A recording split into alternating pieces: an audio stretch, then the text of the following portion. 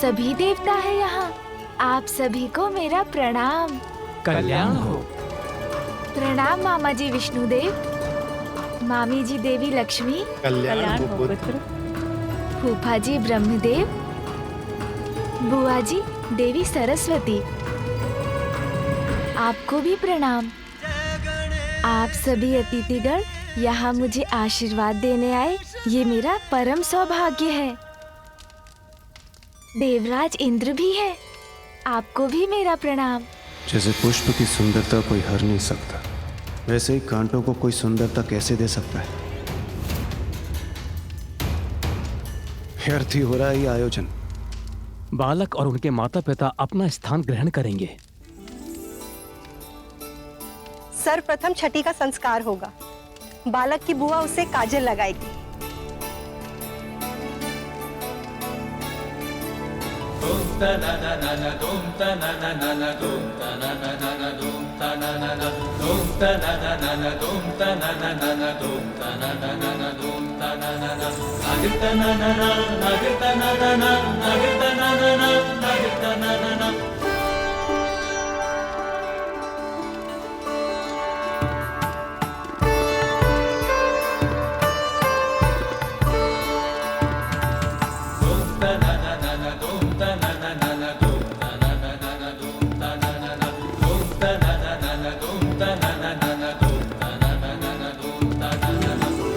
अब बालक का नामकरण होगा। अरे अरे, उससे पूर्व मुझे नेक लेना है बालक के पिता से।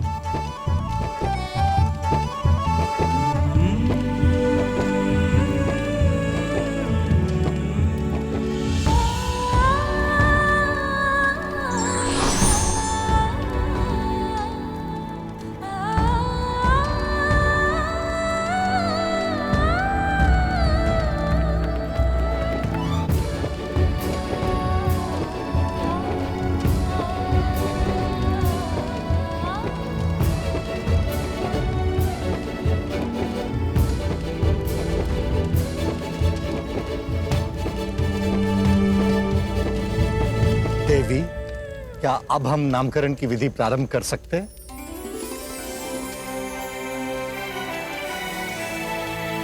मेरे पुत्र को नाम प्राप्त होगा अब।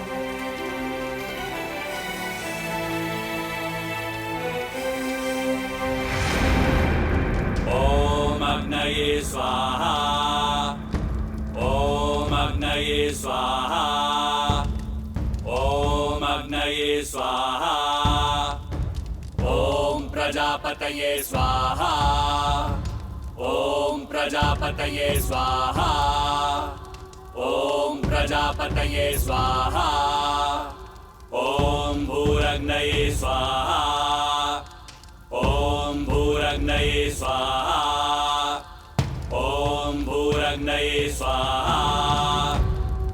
बालक की कुंडली प्रस्तुत की जाए। कुंडली? एक बार किसी प्रकार ये बालक मेरे हाथ लग जाए, फिर मैं अपने प्राणों के संकट से मुक्त हो जाऊंगा।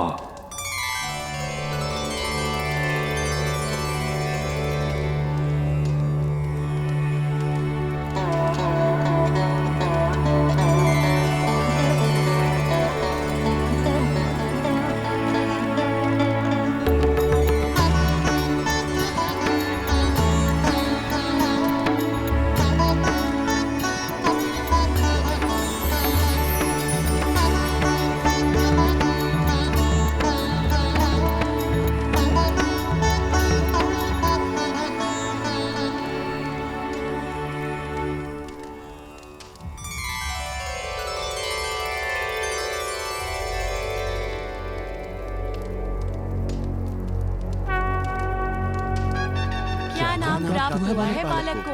क्या नाम दिया गया उसे? अभी पता चल जाएगा पार्वती नंदन का क्या नाम है। हमें बालक के नाम का प्रथम अक्षर प्राप्त हुआ है। अब ब्रह्मदेव वो अक्षर देवी सरस्वती को बताएंगे।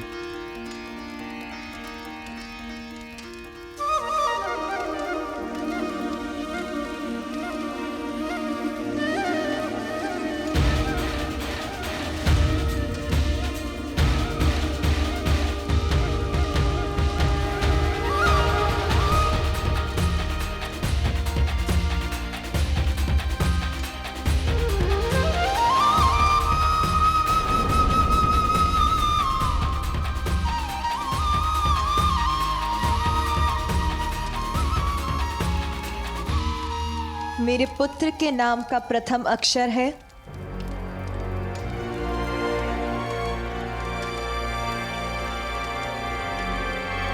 ग ग ग ग प्रथम अक्षर है ग निकला है। ग से नाम प्रारंभ होगा।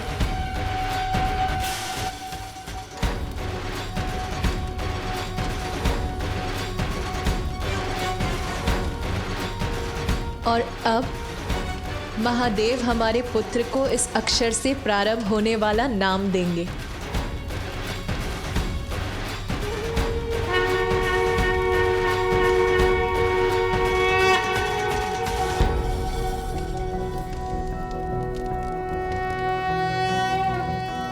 कोसिकतमोऽसि कस्यासि को नामासि यस्य ते नामा मन्महीयं त्वा सोमेनादितृपाम् भूर्भुवस्वः सुप्रजा प्रजाभिः स्याथं सुवीरो वीरः सुपोषपोषः ॐ कोसिकतमोऽस्येषोऽस्यमृतोऽसि आहस्पत्यं मासं प्रविश गजानन।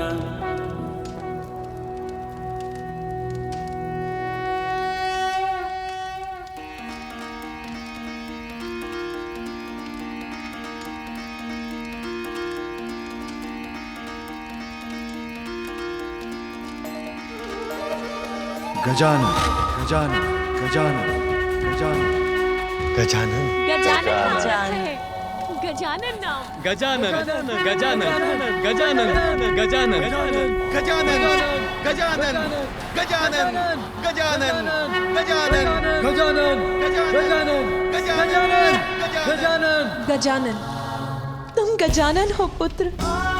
गजानन?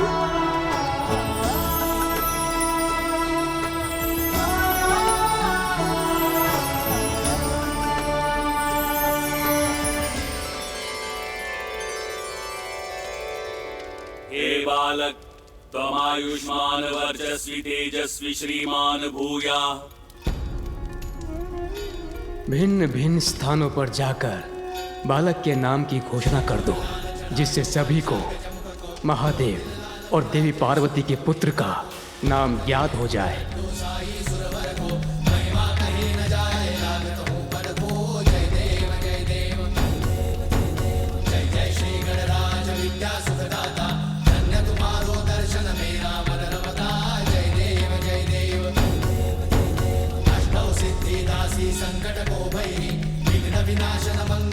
आप सबको मेरा प्रणाम।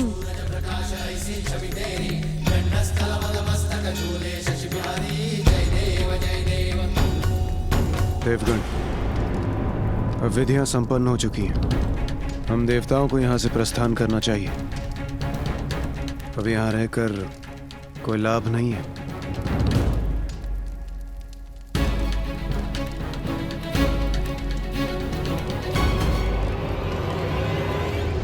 इस बालक का तो मैं अभी यही अंत कर सकता हूं। बस एक बार ये मुझे अकेला तो मिल जाए। इस प्रसन्नता की घड़ी में आप सभी हमारे साथ यहाँ उपस्थित हुए, धन्यवाद स्वरूप मैं स्वयं आप सभी का मुख लड्डू से मीठा करवाऊंगी। अर्थात और विलंब होगा हमारे प्रस्थान में।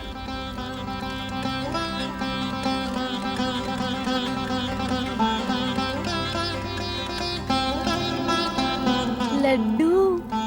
बहुत सुंदर नाम मिला है बालक को। हाँ, गजानन को सुनने में भी कितना अच्छा है। मुख तो अवश्य मीठा होना चाहिए। इतने आनंद की बात जो है, हाँ, आज है इतने आनंद का अवसर। भूख के कारण मेरा उदर अब ऐसी ध्वनि उत्पन्न कर रहा है। मुझे भोजन चाहिए माँ। माँ किधर गई?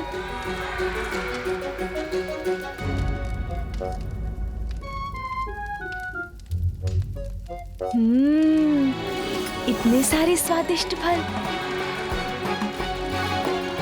इन्हें ही खा लेता हूँ।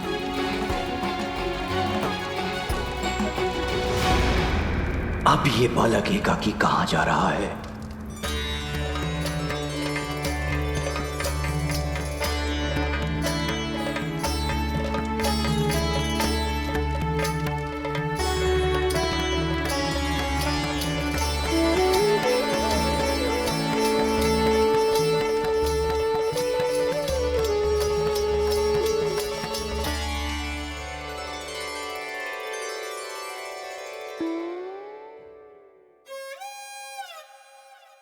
अब मैं इन्हें खाऊंगा।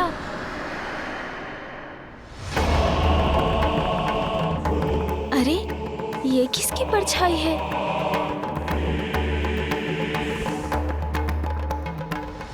देवी पार्वती, हर्षोल्लास के इस वातावरण में आप हमें मत भूल जाइएगा। गजानन को नाम मिलने की प्रसन्नता में हमारा मुख भी मीठा करवाइए। यहाँ से शीघ्रता से जाना चाहता हूँ। ये देवी सची को समझ में नहीं आ रहा है क्या?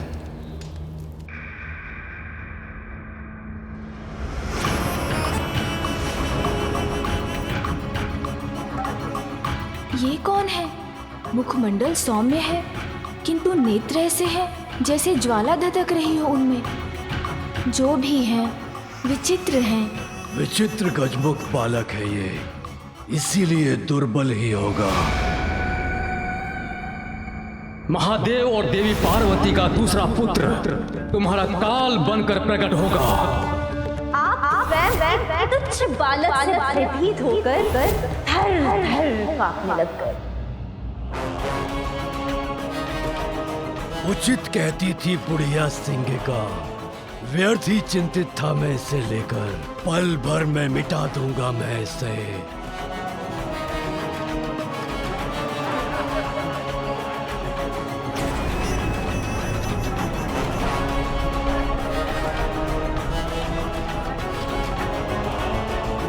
एक बार किसी प्रकार ये बालक मेरे हाथ लग जाए, फिर मैं अपने प्राणों के संकट से मुक्त हो जाऊंगा।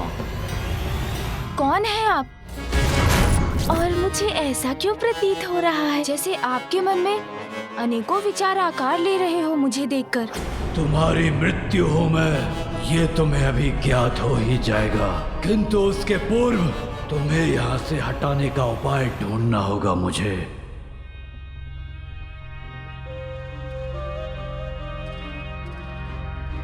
कौन हो सकते हैं ये?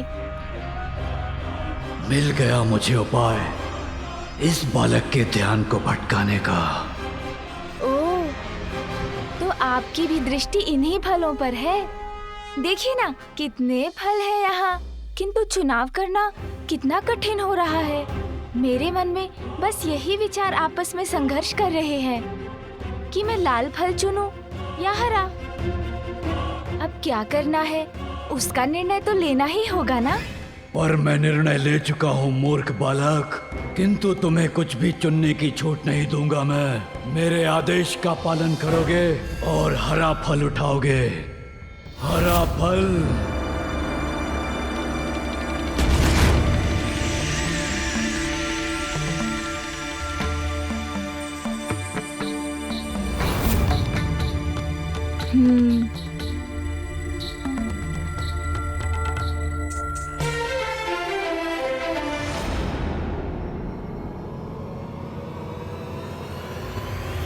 विघ्न बनोगे तुम मेरे जीवन में। नहीं बालक, इसका तो एक ही परिणाम है, मेरे हाथों तुम्हारी मृत्यु। चलो उठाओ हरा फल और चलो मेरे साथ। उठाओ शीघ्र।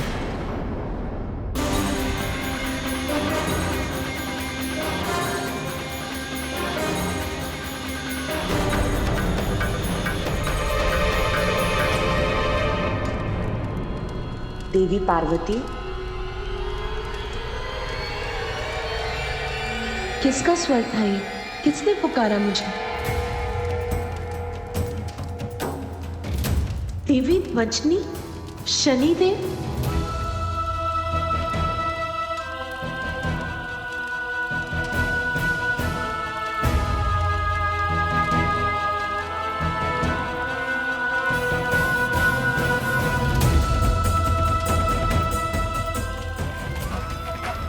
शनिदेव ने पुनः यहाँ आने का साहस कैसे किया?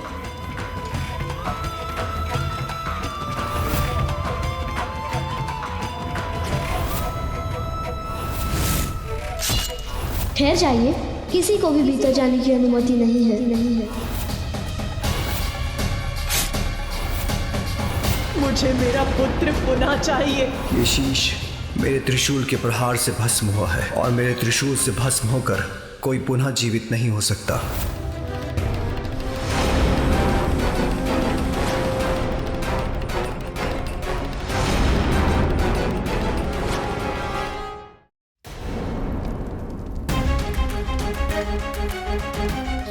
सोच का कोई स्थान नहीं है। अब तुम्हें वही फल उठाना होगा जिसका चयन मैं कर चुका हूँ। उठाओ हरा फल, उठाओ बालक।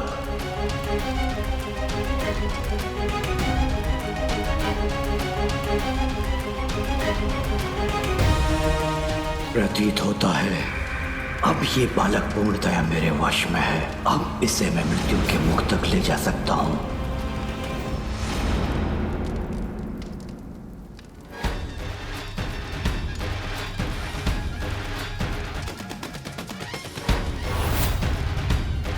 किंतु आपने तो मुझे बताया ही नहीं कि आप कौन हैं। ये तो मुझसे प्रश्न पूछ रहा है, अर्थात इसका मन मेरे नियंत्रण में नहीं।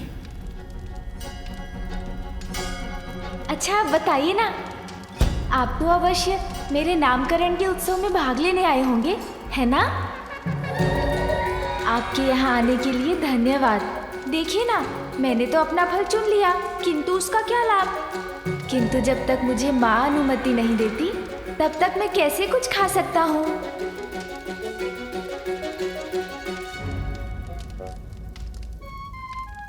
इसे दुर्बल मानकर इसकी शक्ति को कम आंकने की भूल तो नहीं कर बैठा मैं। इस पर तो मेरी सम्मोहक शक्ति का कोई प्रभाव नहीं हो रहा है।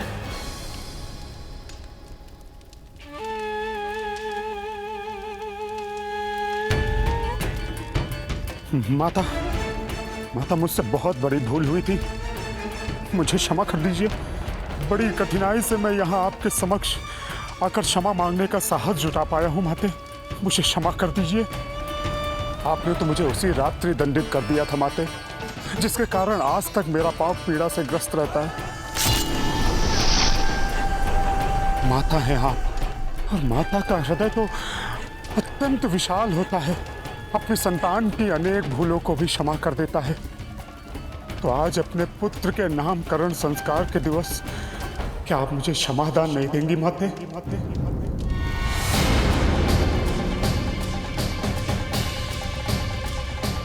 किंतु हम पर उपकार आपने किया, मेरे स्वामी को क्षमादान का उपहार दिया आपने, जो मेरे और स्वामी के लिए एक वरदान के समान है। मैं तो बस गजानन को यही आशीष देना चाहती हूँ कि सभी अनिष्ट उससे सदा दूर रहे, कोई भी संकट उसके समीप आने से पूर्व ही नष्ट हो जाए। यही मेरी मंगल कामना है गजानन के। किंतु कहाँ है मेरा पुत्र गजानन? अतिथि सत्कार में इतनी व्यस्त हो गई कि बहुत समय से उसे देखा ही नहीं। देवी पार्वती, कोई और भी है जो आपसे भयभीत? कौन भयभीत है मुझसे भ्राता श्रीहरि? वहां देखिए।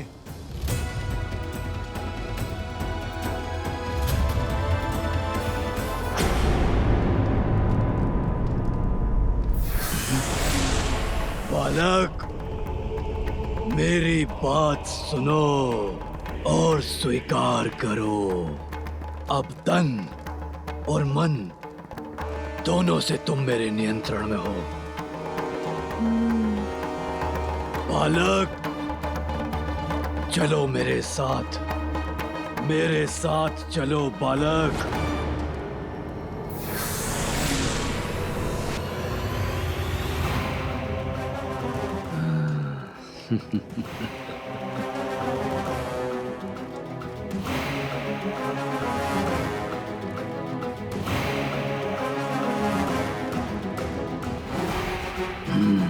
हाँ, उचित है। आगे बढ़ो बालक, बढ़ो आगे। चलो मेरे साथ, चलो बालक।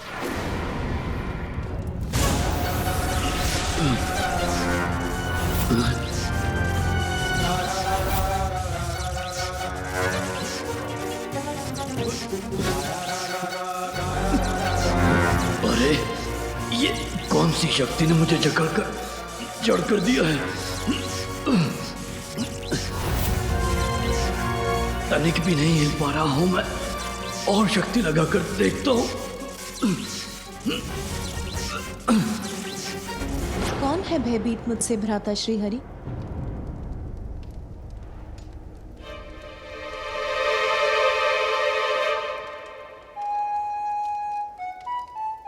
भ्राता नारायण, वो तो देवश्री नारद है ना? वहाँ क्यों छिपे हैं? यहाँ क्यों नहीं आते? उन्हें मुझसे क्या भय? क्यों ना इस प्रश्न का उत्तर उन्हीं से पूछ ले। देवर्षि नारद, यहाँ आइए। देवी पार्वती आपसे कुछ पूछना चाहती हैं।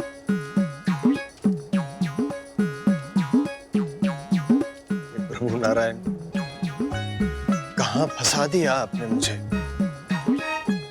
यदि सत्य जानकर माता पार्वती को क्रोध आ गया तो मैं क्या करूंगा? देवश्री नारद ने तो मेरे प्रति कोई अपराध नहीं किया, फिर वो मेरे समक्ष आने में क्यों भय कर रहे हैं?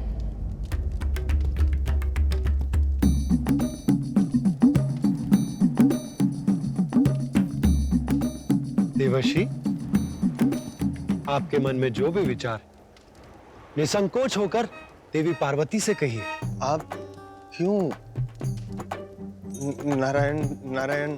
देवर्षि, भय का त्याग कीजिए और अपने मन के विचार देवी पार्वती से कह दीजिए। वो मैं माता, मैं आपसे छुपते छुपाता फिर रहा था। आपके समक्ष आने का साहस नहीं जुटा पा रहा था माता, क्योंकि माता। क्योंकि क्या देवर्षि? आपको मेरे समक्ष आने में इतना भय क्यों हो रहा है? बहुत बड़ा दोष है मेरा माता।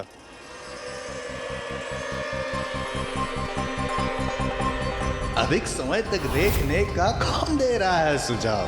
क्षण भर के लिए देख लीजिए, यही है नारद का भाव। क्षणिक देख के घुमा लीजिएगा अपनी दृष्टि, इसमें कहाँ घूमने वाली है सृष्टि। मैंने ही शनि देव को अपने शब्दों के जाल में उलझा कर किया भ्रमित,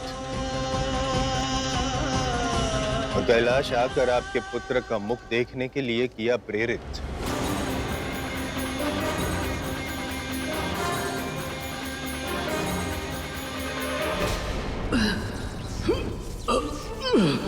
अपना पांव तक नहीं उठा पा रहा हूं मैं, क्या करूं अब? हाँ, उचित है, उचित है, उचित है। ये तो स्वर मेरा था, किंतु मैंने तो कुछ कहा भी नहीं।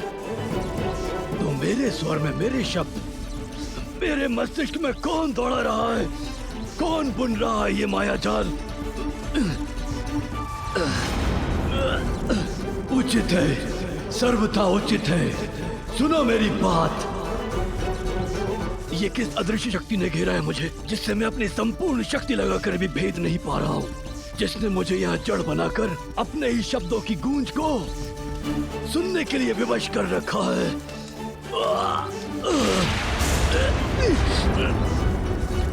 उचित है, सर्वथा उचित है। सुनो मेरी बात।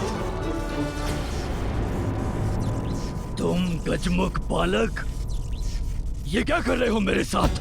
हाँ, उचित है, सर्वथा उचित है। मैं क्या कर रहा हूँ? मुझे तो लगा कि आप कहीं जा रहे हैं। ये कोलाहल, ये शोर, ये स्वर तुम्हें सुनाई नहीं दे रहा बालक? बंद करवाओ इसे। बंद करवा दूं? ये सब हमारे अतिथि हैं, और अतिथि तो देवता समान होते हैं, और जब देवता ही अतिथि हैं, उनका तो और भी आदर करना चाहिए ना। तो मैं उन्हें वार्तालाप करने से और हंसने से कैसे रोक सकता हूँ? किंतु मैं इस उत्सव के स्वरों को शांत नहीं करा सकता। हाँ, उचित है, सर्वथा उचित है। मुझे इस बात का ज्ञात है कि मैंने भूल की है बहुत, किंतु मैं आपसे विनती करता हूँ माता, कृपया मुझे दंडित ना करें। हाथ जोड़ के मैं क्षमा मांगता हूँ। जिसे आप एक भूल कह रहे हैं, उसने शूल बनकर भेद दिया था मेरे हृदय को। ऐसा आघात दिया था जिसकी पीड़ा मैं भूल नहीं सकी। पिता और पुत्र के मध्य भीषण युद्ध करवाने का कार्य किया था आपकी इस भूल ने। मुझे ज्ञात है माता, मेरे कारण कितना आनित हुआ है, इसीलिए मैं क्षमा प्रार्थी हूँ। किंतु मैंने जो भी किया माता, उसमें मेरा हेतु केवल केवल जगत कल्याण था। जगत कल्याण में तो हमारा भी कल्याण निहित है। उत्तर दीजिए मुझे, आपके इस कृत्य से जो कष्ट हमें पहुंचा है, उसके लिए कौन उत्तरदायी है? मैं, किंतु मैं वो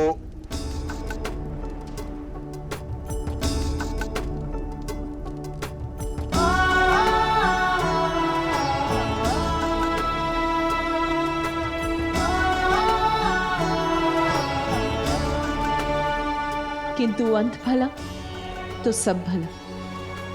आज के इस आनंद उत्सव में मैं आपको दंड नहीं दूंगी देवश्री। आप भय मुक्त हो जाएंगे। नारायण नारायण।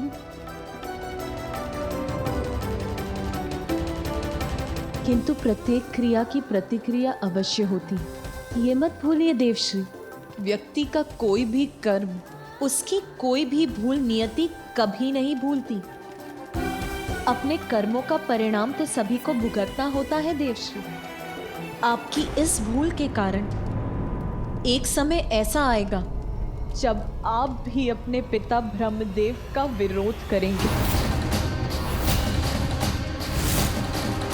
और अपने पिता के विरोध जाना आपके लिए शुभ नहीं होगा देवश्री। मैं आपको दंडित नहीं करूंगी। किंतु नियति न्याय अवश्य करती है और ये नियति का न्याय होगा। हे माता, कृपया बताएं मुझे कि क्या होगा, कैसे होगा। यदि आप मुझे इस बात का संकेत दे देती तो मैं सावधान हो जाता माता। नियति का न्याय निर्धारित होता है, इतना तो जानते हैं ना आप देवश्री। जो भी होगा भयंकर होगा, किंतु वो आपके समक्ष समय आने पर ही आए।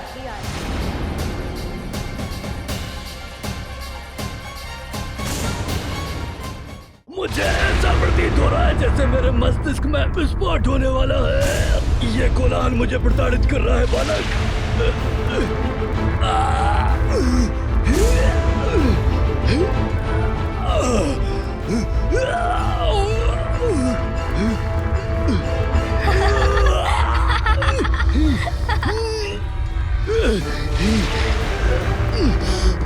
अवश्य दिव्य है ये बालक और अनेक दिव्य शक्तियों का स्वामी है, किंतु इसे इसका भान भी नहीं। मैंने अपनी शक्ति से इसको सम्मोहित करने का प्रयत्न किया, किंतु विचार का जो वार मैंने इस पर किया वो तो उल्टा मुझ पर ही पड़ गया और मैं यहाँ जकड़ कर रह गया। इससे सावधान रहने की आवश्यकता है सिंदूरा।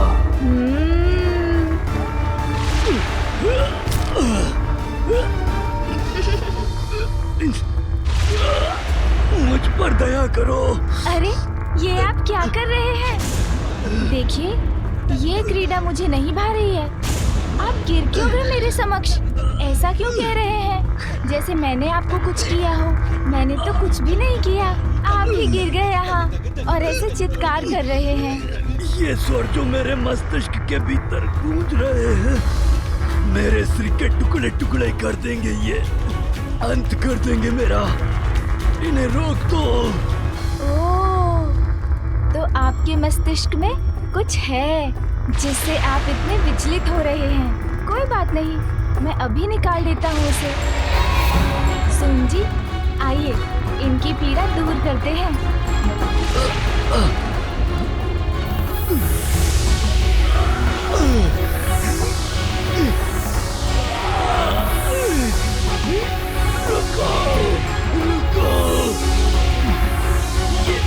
ये क्या हो रहा है मेरे साथ?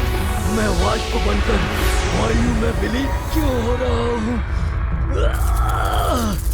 अरे सोन जी के ऊपर ये मक्खी कहाँ से आ गई?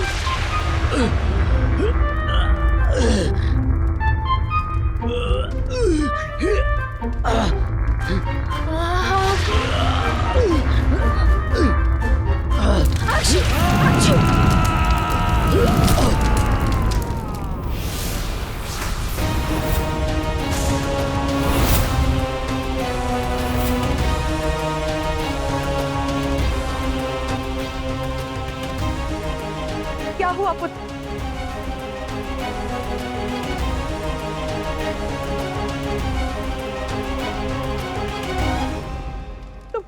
हो ना? माँ वो मुझे क्षमा। तुम्हें क्या हुआ था पुत्र तुम्हें?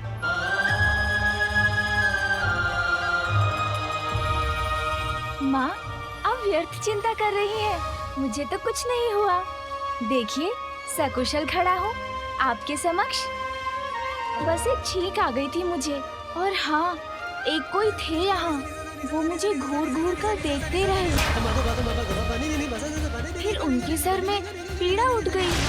मैंने उनकी सहायता करने का प्रयत्न किया, किंतु छींक आ गई।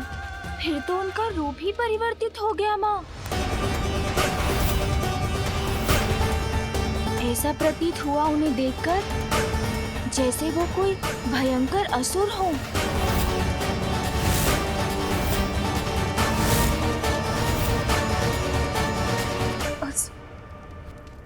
यहाँ कैलाश में?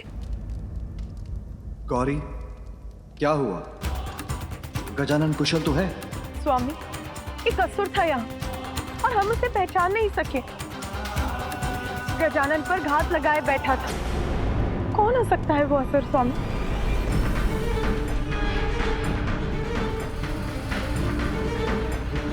असुर और यहाँ कैलाश में? असंभव। ये मात्र इस बालक की कल्पना से अधिक और कुछ भी नहीं है। देवी पार्वती, आप चिंता मत कीजिए। वो जो भी था अब चला गया है, और अच्छी बात तो ये है कि वो गजानन का कोई भी अनिष्ट नहीं कर सका। महादेव, कदाचित तब तक कैलाश की सुरक्षा और सुदृढ़ करने की आवश्यकता है जब तक गजानन थोड़ा बड़ा नहीं हो जाता। माता, इसी पल से मैं और अन्य सभी गण बालक गजानन के समीप रहेंगे, सदैव उन पर दृष्टि बनाए रखेंगे। आप चिंता ना करें। आज उसका कोई अनिष्ट नहीं हुआ, इसीलिए शांत हो जाओ। यही सुझाव है ना आपका भ्राता श्री हरि नारायण, देवी लक्ष्मी। किंतु कैसे? सभी संकटों से संतान की रक्षा करना तो एक माँ का कर्तव्य होता है। संकट मुख खोले खड़ा, तो मैं उससे मुख कैसे मोड़ लूं? मेरे पुत्र का कोई अहित हो, उसकी प्रतीक्षा नहीं करूंगी मैं, क्योंकि तब कुछ करने का भी क्या लाभ होगा। शांत नहीं रहूंगी मैं। ब्रह्मदेव, देवाधिदेव महादेव का निवास कैलाश है। संपूर्ण ब्रह्मांड में सर्वाधिक सुरक्षित। यहाँ सुरक्षा में कोई कमी नहीं। कमी है तो कहीं ना कहीं प्रारब्ध में, जिसके कारण चंद से ही मेरे पुत्र के जीवन पर कोई ना कोई संकट छाता रहा। सुनिए सब, जब तक मैं अपने पुत्र गजानन की सुरक्षा के प्रति निश्चिंत नहीं हो जाती, मैं अपनी चिंता नहीं त्यागती।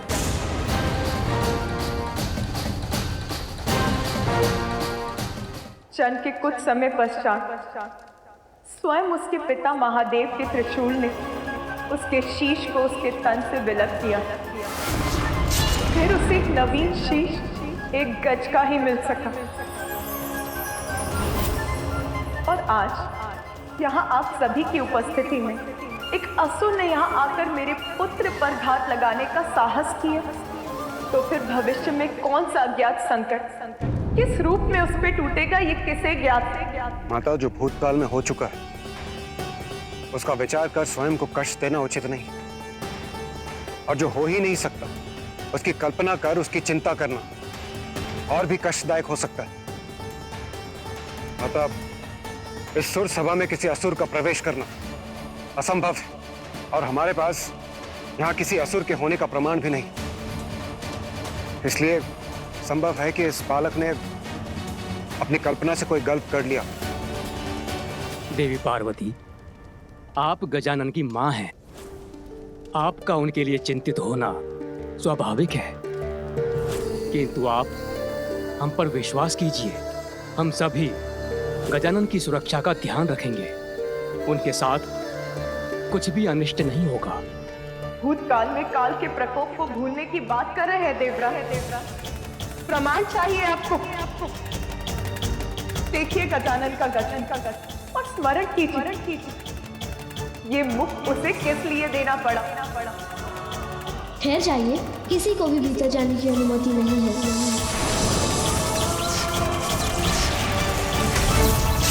ये उसके प्रारब्ध का ही प्रमाण और प्रमाण चाहते हैं आप, तो सुनिए। एक माँ का हृदय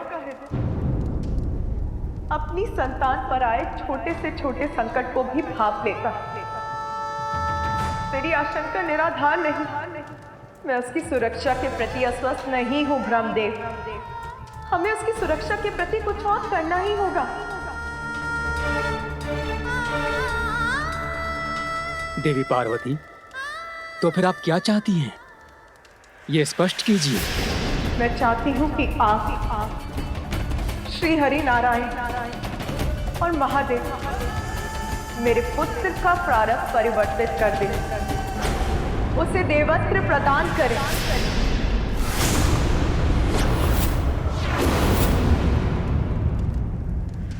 क्षमा करें माता, किंतु मैं आपका ये प्रस्ताव समझने में असमर्थ हूं। क्या केवल भोलेनाथ और आपके पुत्र होने मात्र गजानन को हम देवता के पद पर स्थापित कर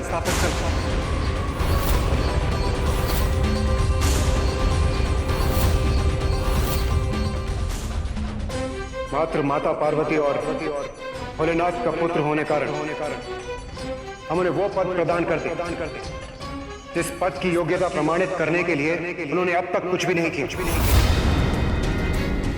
जिस पद के दायित्वों की उन्हें कोई समझ नहीं।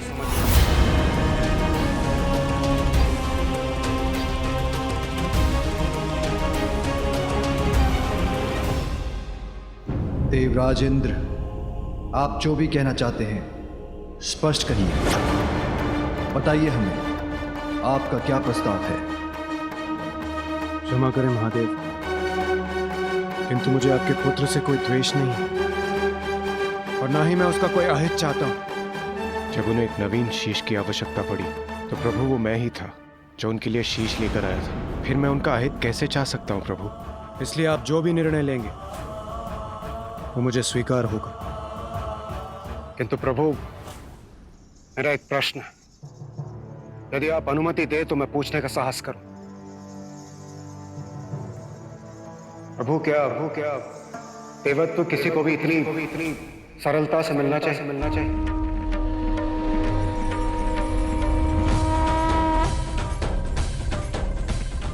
देवत्व प्राप्त करने का एकमात्र कारण योग्यता प्रमाणित करने वाला कर्म होना चाहिए, जन्म नहीं।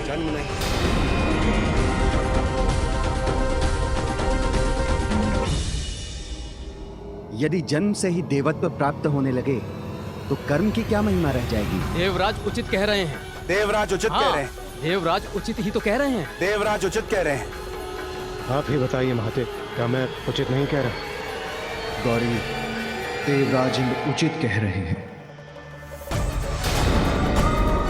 जन्म नहीं कर्म के आधार पर, वंश नहीं योग्यता के आधार पर ही देवत्व प्रदान किया जा सकता है।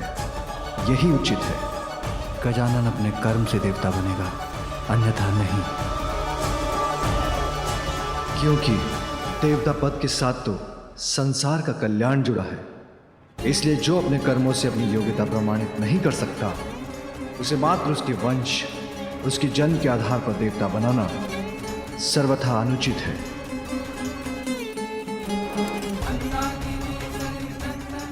पार्वती मां है, उनकी ममता अपने स्थान पर उचित है, क्योंकि मां अपनी संतान के लिए कुछ भी कर सकती है।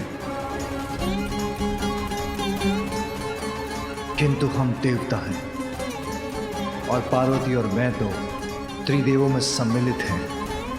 इसलिए हमारा दायित्व तो अन्य सभी देवताओं से बढ़कर है।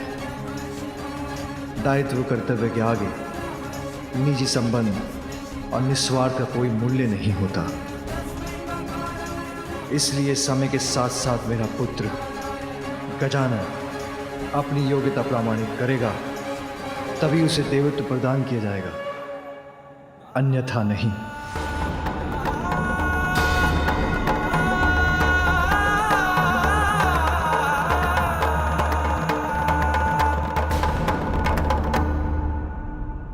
धन्य है महादेव, धन्य है आपका ये न्यायोचित निर्णय।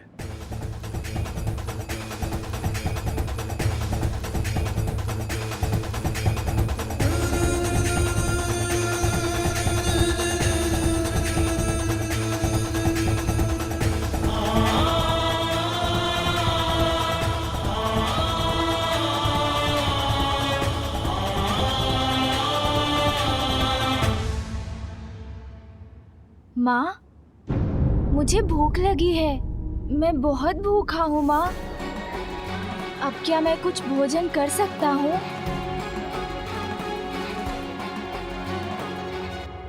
इसे देवत्व प्रदान करने पर इतना गहन परामर्श हो रहा है, उसे बस अपनी भूख की चिंता है।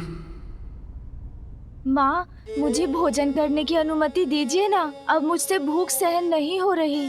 हाँ पुत्र, मैं तुम्हें अवश्य भोजन कराऊंगी। माँ के पल्लू से चिपका ये बालक देवता बनने योग्य तो कदापि नहीं। भोले के नंदन भी भोले भाले, राग द्वेष व्यर्थ ना मन में पाले। माता के आंचल को पाके प्रसन्न, भोजन में क्रीड़ा में रहते मगन। क्या है देवत्व वो अनभिज्ञ है, माता के नेह पे कृतज्ञ है। इंद्र से यद्यपि माता को पितर, किंतु माँ पुत्र को देख के पुलकित।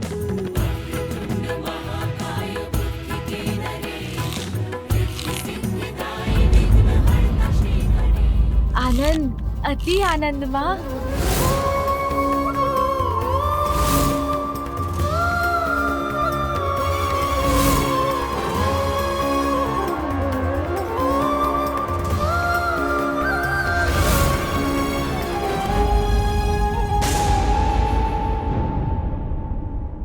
देवत्व प्राप्त करने का एकमात्र कारण योग्यता प्रमाणित करने वाला कर्म होना चाहिए। और हाँ, एक कोई थे यहाँ।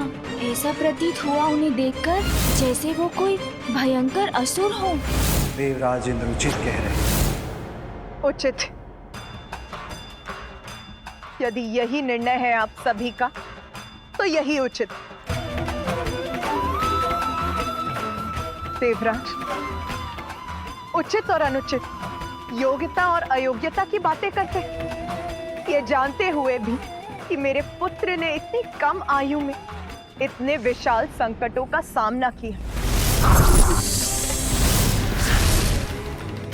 और जब उस पर अपने पिता के क्रोध को जागृत करने का संकट छाया, तो उस समय आप सभी सर्वथा योग देवगण में से कोई भी उसकी रक्षा के लिए नहीं आया। उचित तो ये होता देवराज कि आप उससे संघर्ष करने के स्थान पर उसे समझाने का प्रयत्न करते, क्योंकि वो तो एक अयोग्य बालक है और आप सभी योग्यताओं से परिपूर्ण देवराज इंद्र। किंतु माता वो किंतु परंतु नहीं देवराज। उचित तो ये होता कि आप उसकी सुरक्षा का उत्तरदायित्व निभाते। पूर्व में उसके संहार का कारण बने थे आप, और अब उसका तिरस्कार कर रहे हैं। क्या ये उचित है?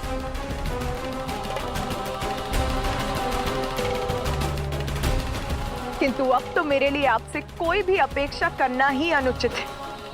मैं हूं उसकी मां, जन्म दिया है मैंने उसे, सर्वथा समर्थ हूं मैं, तो उसकी रक्षा करने का दायित्व भी मैं ही निभाऊंगी।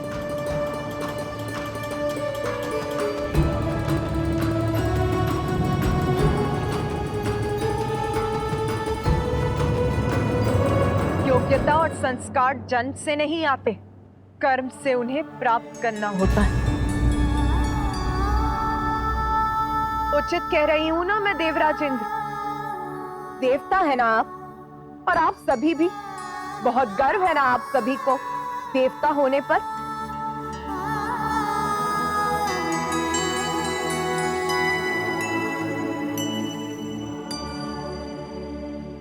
संस्कार और योग्यता, उचित और अनुचित के भेद बता रहे हैं ना?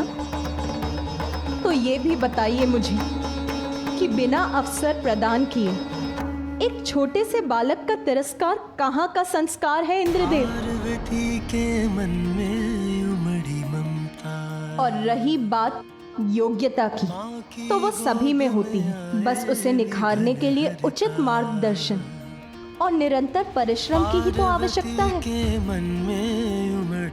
अब मैं आपसे एक प्रश्न पूछती हूँ देवराजेंद्र, जब आपको आवश्यकता थी तो आपने मेरे पुत्र कार्तिकेय को सहस्त्र स्वीकार किया। अद्भुत बालक पुत्र कार्तिकेय की स्वीकार ही नहीं किया, उसे देवताओं के सेना का सेनापति भी नियुक्त कर दिया। तब आप संकट में थे ना देवराज, स्वर्ग संकट में था, स्वार्थ था आपका, विपत्ति में उचित और अनुचित का भेद भूल गए हैं आप। और आज जब आवश्यकता नहीं है तो मेरे दूसरे पुत्र गजानन का तिरस्कार कर रहे हैं आप। परंतु माता, मेरा वो अर्थ अनर्थ आपका स्वार्थ नहीं निर्धारित करता इंद्रदेव। आपका अभिमान मेरे पुत्र के अपमान का कारण नहीं बन सकता।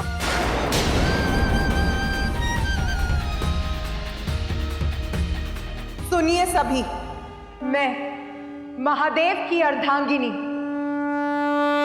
गजानन की माता आप सभी के समक्ष ये प्रण लेती हूं कि मैं अपनी ममता से, अपने संस्कारों से अपने पुत्र को इतना योग्य बनाऊंगी कि वो अपने कर्म से देवता ही नहीं बनेगा, अपितु आप सभी देवता उसकी पूजा करेंगे। सभी देवता उसकी पूजा करेंगे। आप सभी देवता उसकी पूजा करेंगे। और ये योग्यता वो प्राप्त करेगा अपने जन्म से नहीं, अपने कर्म से।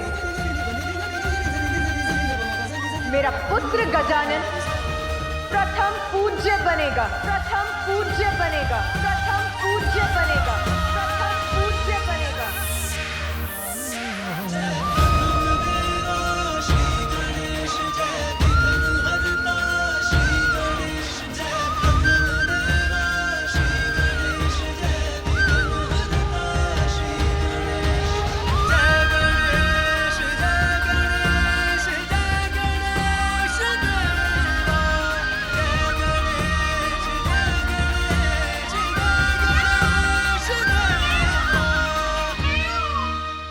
सभी एकत्रित हैं यहाँ। उत्सव है तो फिर माता का व्याकुल स्वर मेरे कानों को क्यों भेद गया? महादेव प्रणाम। अब हमें जाने की अनुमति दीजिए।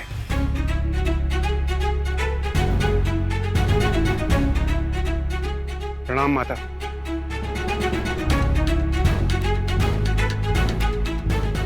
गजमुख गजानन, महादेव और माता पार्वती के पुत्र होता हूँ और ये तुम्हारा सौभाग्य है। उसी में संतुष्ट रहो। देवत्व प्राप्त करने के योग्य नहीं हो तुम।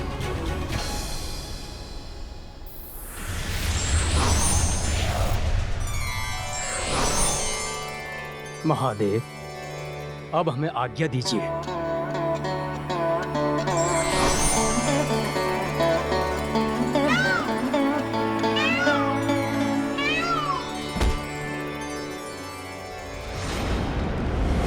पाताल स्वामिनी सिंहिका।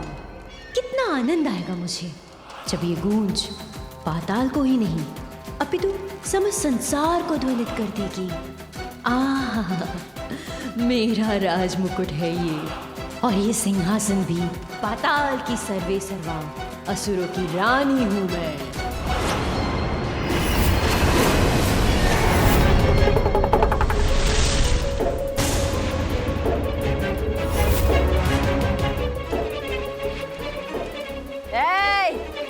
ऐसे नेत्र फाड़ फाड़ के क्या देख रहे हो? झुको मेरे समक्ष, अभिवादन करो मेरा। आज से इस सिंहासन पर मेरा अधिकार है। मैं हूँ तुम्हारी रानी, मैं सिंहिका। क्योंकि अब तक तो उस मूर्ख सिंदूरा की कैलाश यात्रा उसकी मृत्यु यात्रा बन चुकी होगी। कैलाश जाकर महादेव और देवी पार्वती के पुत्र का वध करने चला था वो।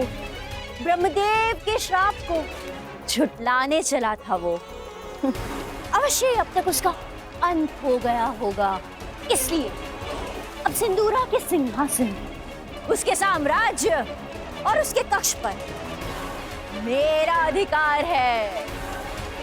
तो जाओ, जिन ऋषि मुनियों को तुम पकड़ कर लाए हो उन्हें मेरे समक्ष मेरा भोजन बना के प्रस्तुत करो। भूख लगी है मुझे भोजन चाहिए, मुझे भोजन चाहिए, मुझे भोजन चाहिए।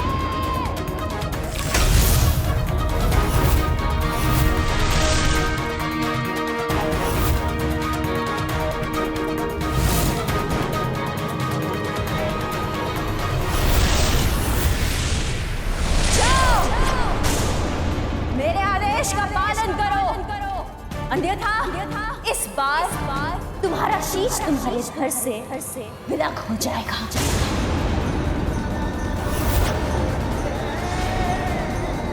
स्वामी, कुछ अनुचित तो नहीं कहा ना मैंने?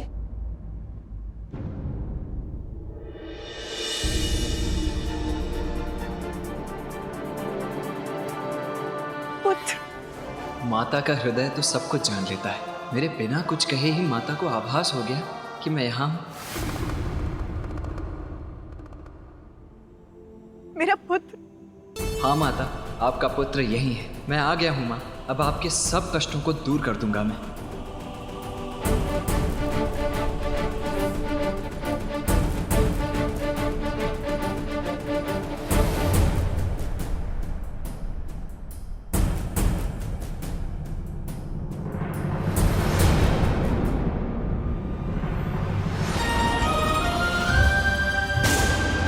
माता,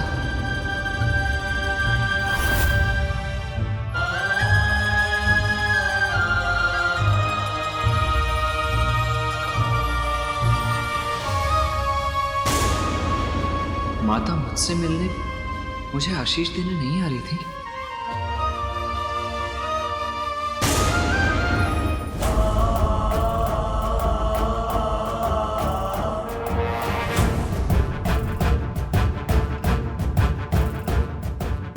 स्पर्श भी न कर सके। उसके कोमल प्राण सभी विपदाओं से सुरक्षित रहे। बस इतना ही चाहती थी। माता ने मुझे देखकर भी मुझे अनदेखा कर दिया। कौन है ये जिसे माँ अपना पुत्र बुला रही है? तो क्या कुछ अधिक मांग लिया मैंने, जो किसी ने भी मेरा समर्थन नहीं किया? मेरे प्रस्ताव को अस्वीकार कर दिया, मेरे पुत्र का उपहास किया, तिरस्कार किया उसका।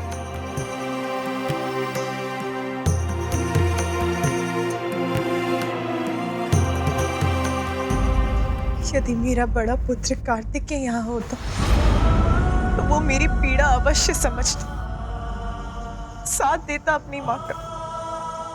तो माता ने अनदेखा नहीं किया मुझे। सत्य तो ये है कि उन्होंने मुझे देखा ही नहीं।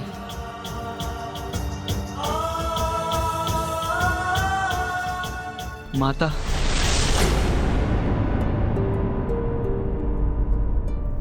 ये स्वर तो मेरा पुत्र। कहाँ हो तुम पुत्र? यही हूँ माँ।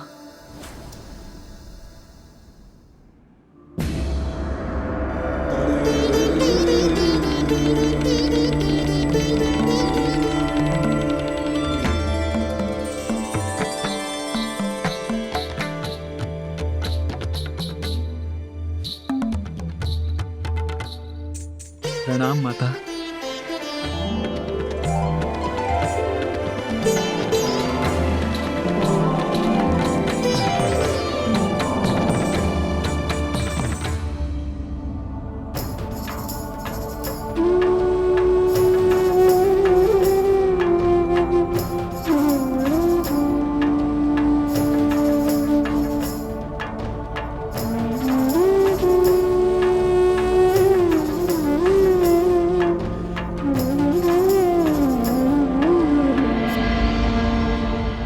प्रणाम पिताश्री।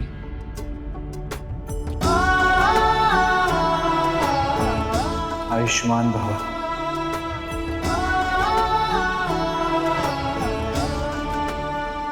पुत्र तुम आ गए पुत्र। माँ का पुत्र तो मैं हूँ, फिर ये कौन है?